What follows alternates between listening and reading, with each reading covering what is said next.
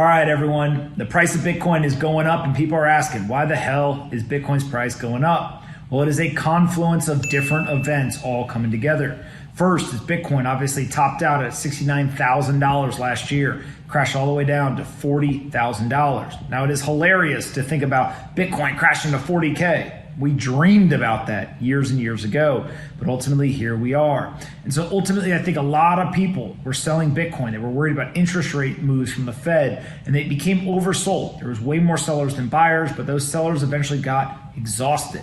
Then this morning, as we started to get a little bit of relief in the Bitcoin price, then all of a sudden, here comes the inflation number. And the official CPI inflation, the year-over-year growth for December was 7%. That's right, 7% inflation in the United States, according to the official numbers. That is the highest it has been in 40 years, since the early 1980s. And so ultimately, obviously, there are a lot of investors who say, what the hell am I doing holding cash? I have to find an inflation hedge asset. And so when you see these big inflation numbers, you would expect Bitcoin to be a beneficiary of them. And that's exactly what happened.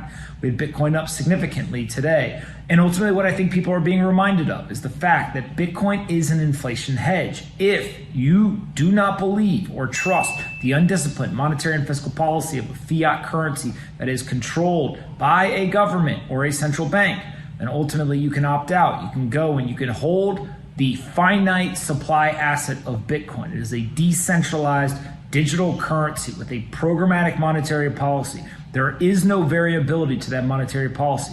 It simply is software code that executes. You know what the code is going to do in advance. You can audit it at any time. And it uses a blockchain, a third public ledger, in order to actually give people the confidence and the auditability and the verifiability to use this on a global scale without having to trust any bank, any government, any central bank, or any financial institution. That's the beauty of Bitcoin. And so whether it's that there was enough sellers that eventually got exhausted, and or the fact that inflation number came in at the highest it's been in 40 years, Bitcoin's going up. And it's just another step as more and more people around the world join the 100+ million people who already understand Bitcoin and hold Bitcoin. I think over the next few decades, we're going to watch this asset continue to get globally adopted and get priced by the market.